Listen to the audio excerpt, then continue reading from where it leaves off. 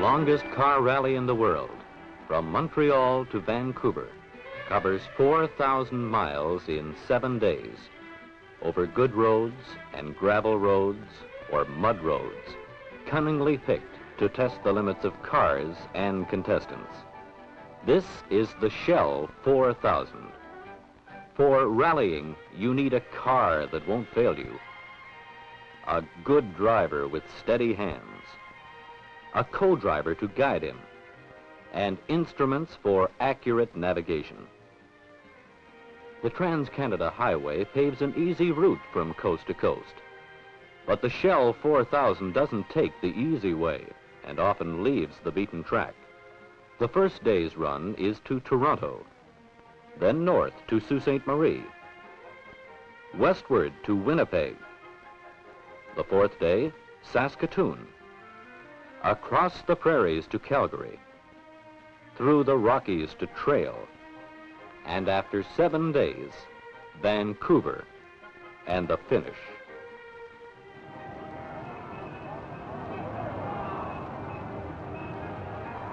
Into Montreal for the start of the rally come 42 cars. They arrive early, for they have to be thoroughly checked by rally officials. Though these are standard production cars, they are fitted with special equipment for accurate navigation. On this Chevy 2, a cable is attached to a front wheel hub and led into the car to a mileage recorder. This instrument, an odometer, is carefully calibrated to 1/100th of a mile. The speed pilot indicates the average speed, and along with the special rally clocks, help the navigator to keep to a precise timetable. The timers are set by a short wave signal from the Ottawa Observatory, and the office is going to miss its calculator for the next week.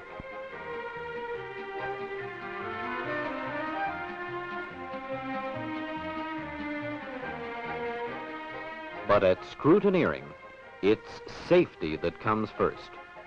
Seat belts, flares, and fire extinguishers are checked. Tests are carried out on brakes and headlights, signals and horns. Everything must be perfect before a car is approved.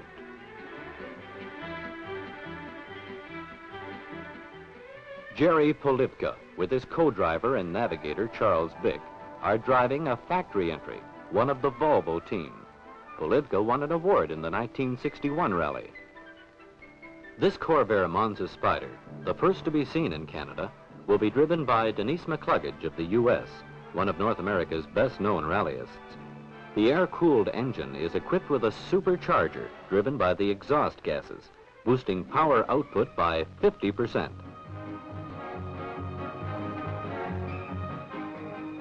The way the rally is scored is explained at the briefing. Following a detailed route laid down for them, cars must reach 70 control points exactly on time or be penalized.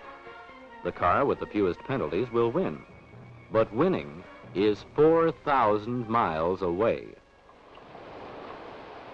In heavy rain, thousands of Montrealers watch the start of the rally. The smaller cars go first, leaving at 2-minute intervals.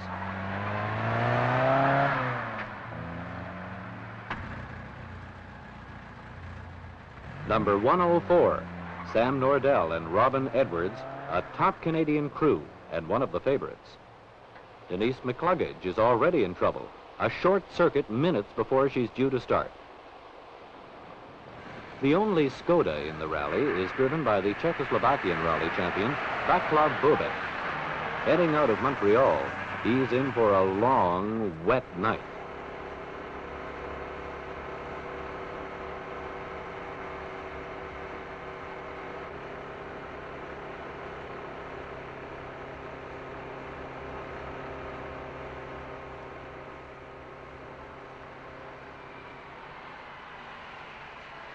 A 100 miles away in Lachute, Quebec, is a time control.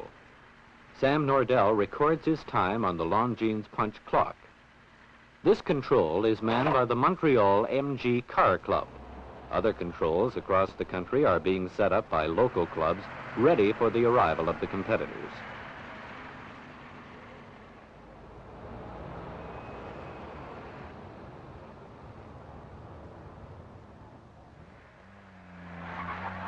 But it isn't only the cars that have to be fed.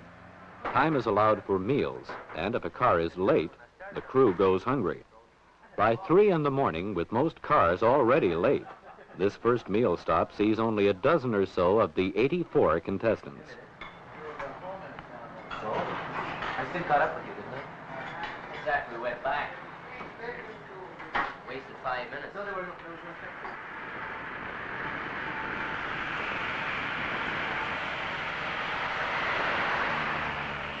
The gray light of Sunday morning, and the rain has stopped. Through the Rideau Lakes region north of Kingston, the cars hurry on. Roads are now good, very good compared with last night, and the set average speed of 44 miles an hour is not too difficult to maintain.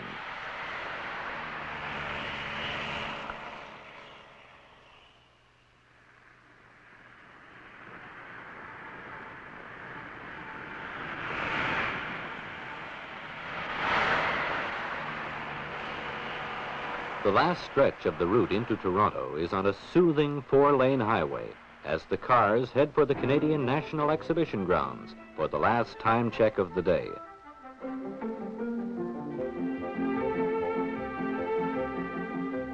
The first crew into Toronto is Peter Ryan and Mike Carey. A flying rock has damaged the sump of the Mini Cooper, but despite frequent stops to pour in oil, they're holding second place with only 3 points lost. After 16 hours on the road, all cars are put through a severe braking and acceleration test. This test, like others on the route, will count in the final score if needed to break a tie.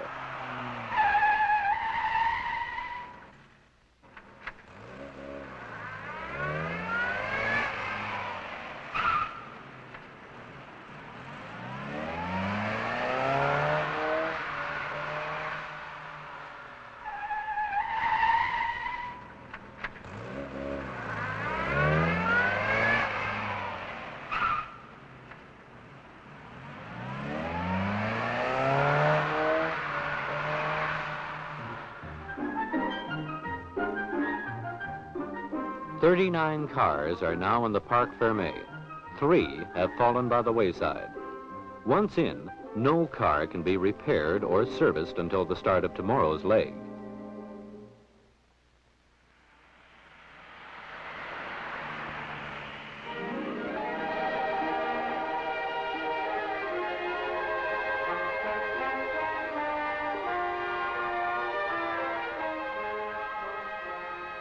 The morning sun has turned to cloud as the cars head northward to Sault Ste. Marie.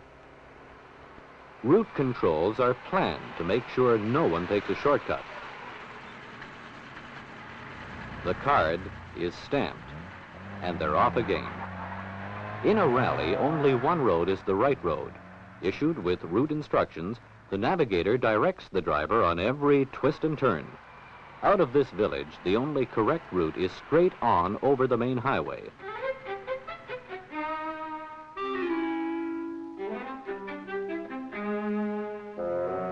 But rallies wouldn't be much fun if everyone went the right way all the time.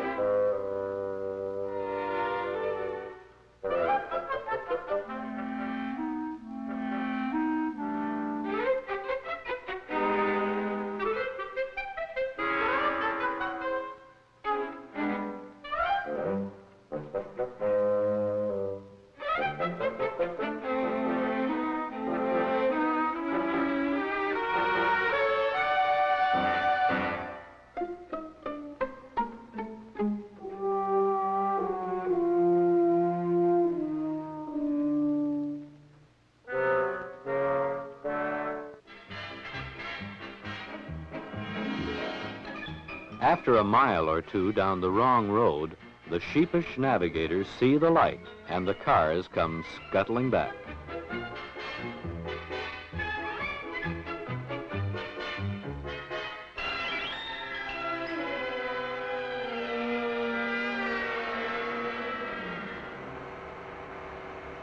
As Beaubec in the Skoda goes by, rain has settled in, but the roads are excellent and there's no difficulty in keeping to set speeds, which are always at least 10% lower than the posted speed limits.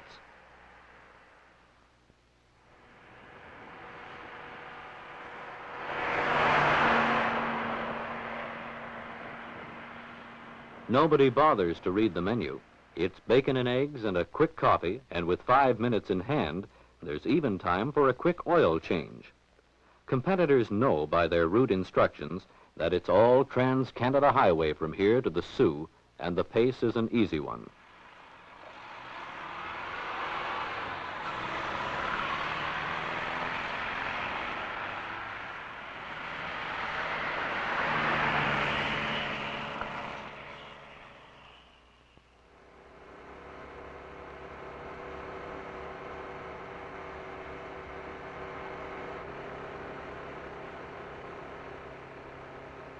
The rain that's followed the cars up to northern Ontario now turns to sleet and occasional snow. And there's a grim forecast for tomorrow. More snow. After 13 hours of driving to Sault Ste. Marie and one retirement along the way, 38 cars are locked up in the Parc Fermé.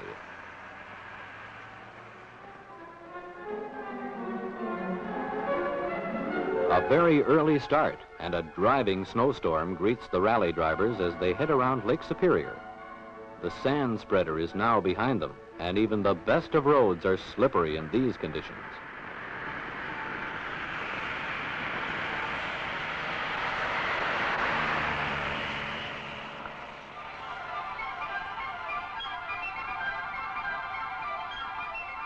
The snow eases off, but it's very cold with a cutting wind.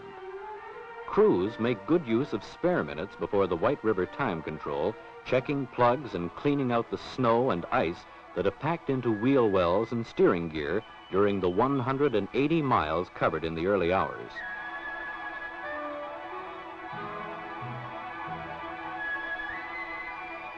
The larger cars that started later from the Sioux begin to arrive, and their drivers get a chance to inspect their equipment.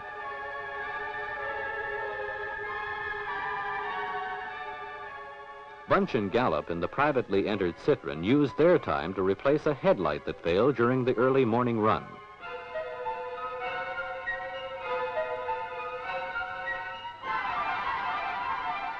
After checking stopwatches, the navigators say it's time to leave, and sure enough, the next curve brings them to the time control.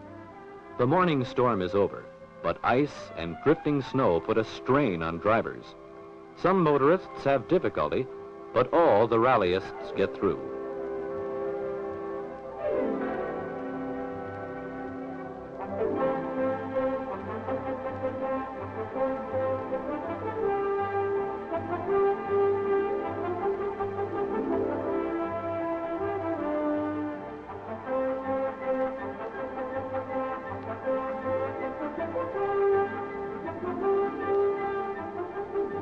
Into Port Arthur, and all cars are directed into a special check where heavy penalties are imposed for faulty equipment that could affect safe driving.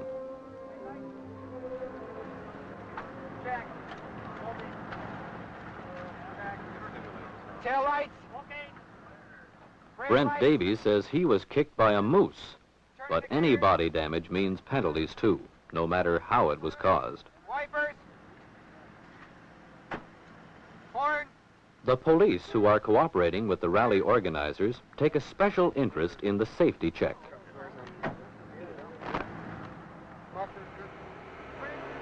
The rest of the day is a straightforward run of 435 miles on the Trans-Canada Highway. In Winnipeg, the big surprise is the cold, 10 degrees, that chills the drivers as they clock in.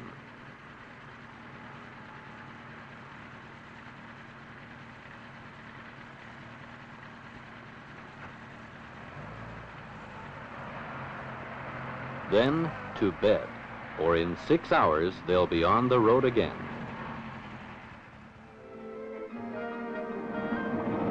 It's only 75 years since the railways opened up the prairie provinces, and it was not until the advent of the automobile that paved roads replaced the early wagon trails.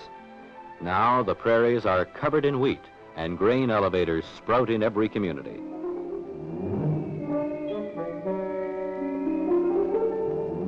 The spring thaw turned one section of the route through the Qu'Appelle Valley into impossible wet gumbo. But here, the rally organizers issue new instructions that lead the cars onto a better road.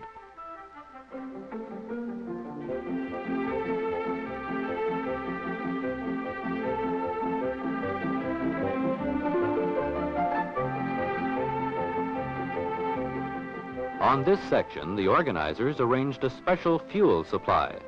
Everything is set up for a really fast refueling job, and in less than a minute, the Politka Bic car is ready to go again.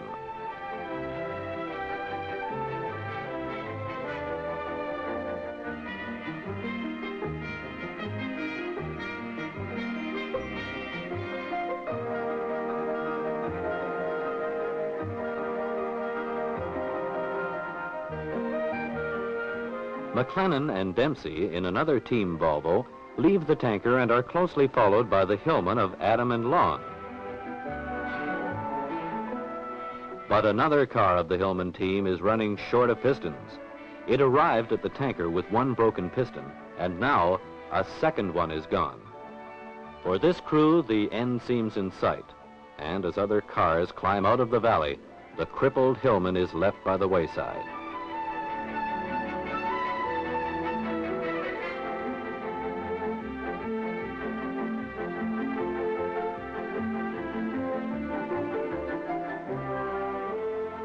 On the fifth day, 32 cars left Saskatoon, 10 less than started from Montreal. These prairie roads are easier and higher average speeds must be maintained, but broken traffic laws mean disqualification.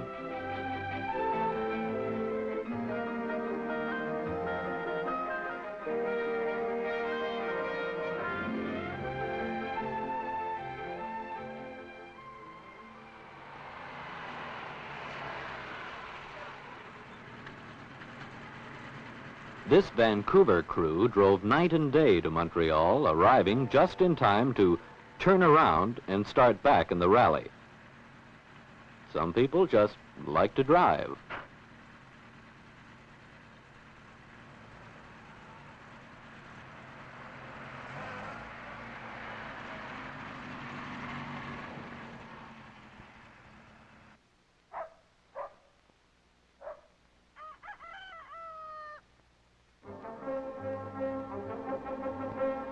Sunrise on the sixth day finds 26 cars running south from Calgary into the foothills of western Alberta. This is ranch and cowboy country, where the road seems more suited to horses than to cars.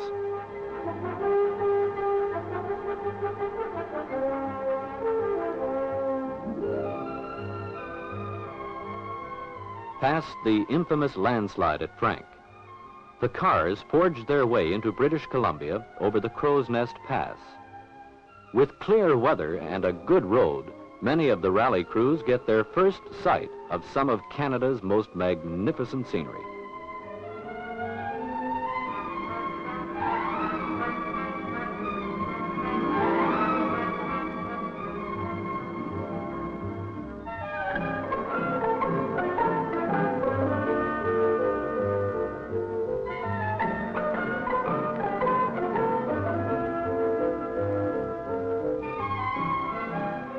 But even on good roads and with fine weather, hasty repairs are sometimes needed. An odometer cable breaks, and Dave Cooper and Bob Lowe replace it in 6 minutes. Now there's no more need for chains and rubber boots.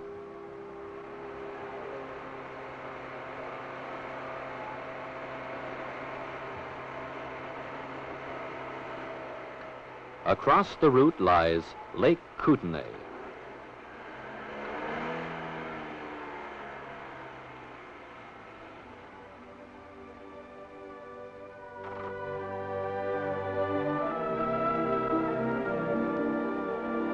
For the next hour or so, the pace can be no faster than the ferry. Time clocks and odometers are forgotten, and route instructions are put away.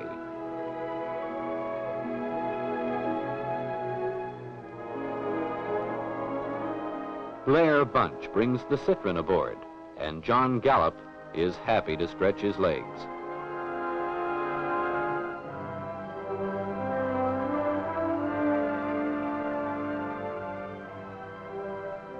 Frank Curran's Peugeot is the last car aboard.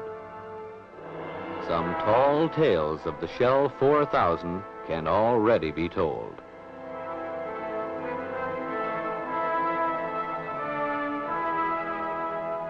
Away on his own and far from Montreal, Robin Edwards writes home.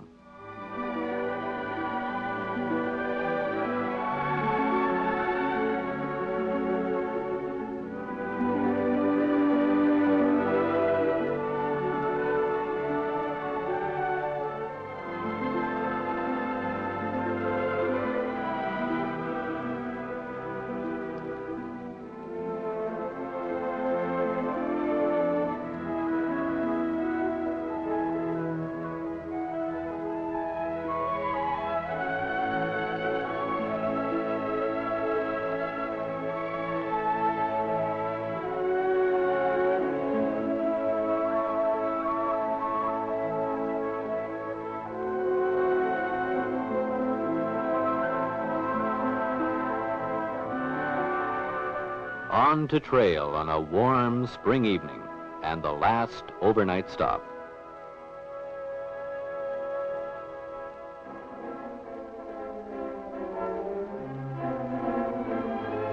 The first car leaves trail on the final leg to Vancouver. Driving the narrow serpentine roads of the Cascades through darkness makes an exciting beginning.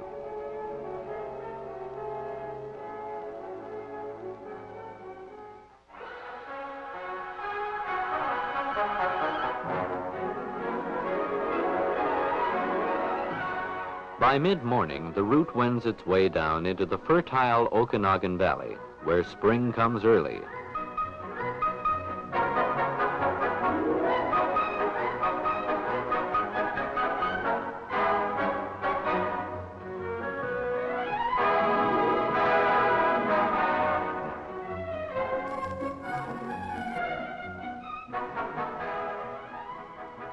But the tempo changes as the route turns on to the logging road to Mazama.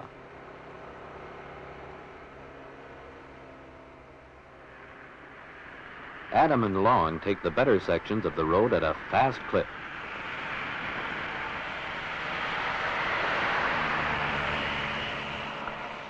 And so does a Volvo. With lots of weight on the driving wheels of their Corvair, Cooper and Lowe take it more slowly.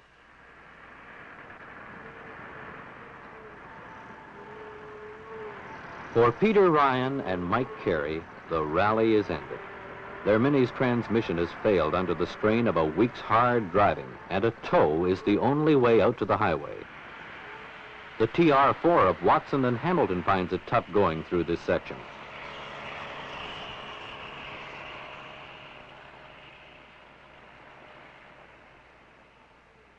Alexander and Gillett in the Volvo lose precious time towing Ryan's Mini, but this very sporting gesture is to bring them a well-deserved award.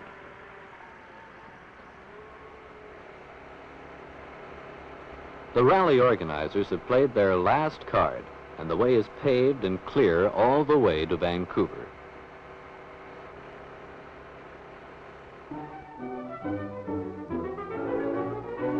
There, the day started in bright spring sunshine.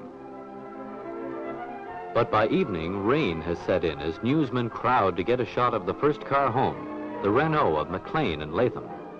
With one car safely in, the team manager hasn't long to wait before Nordell and Edwards arrive. 2/3 of the team is in. Polivka and Vic with their Volvo have gained second place overall. But where's the third Renault? Time is running out. Bunch and Gallup are the first private entry to arrive, quickly followed by the Alexander Gillett Volvo. Then, with seconds to go, Charters and Worth arrive, clinching the team title for Renault after a major engine repair only a few hours from Vancouver.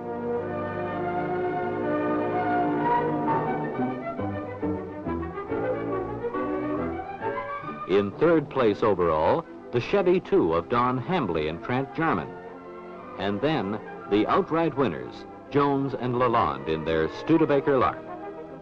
24 cars finished this grueling rally. The crews and rally officials meet for the awards banquet. The Longines Medal presented for timekeeping accuracy goes to Dick Doyen. The Renault team prize is shared with the mechanic who kept their third car going. To Alexander and Gillett, the Sportsmanship Award, presented by Canada Track and Traffic. Bunch and Gallup take the trophy for first private entry.